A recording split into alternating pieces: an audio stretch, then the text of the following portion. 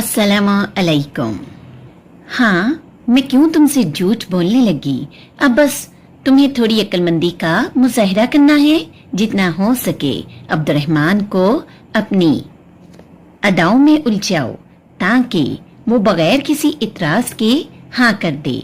मुबशरा बेगम समझाने वाले अंदाज में गोया हुई।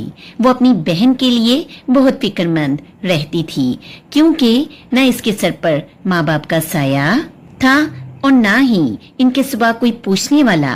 आज बरादरी में जहाँ बड़ी बड़ी जायदादें जहेज के नाम पर लड़कियां लेकर आ रही थी, वहीं महक बिल्कुल खाली हाथ थी। ऐसे में कौन करता इस लड़की से शादी।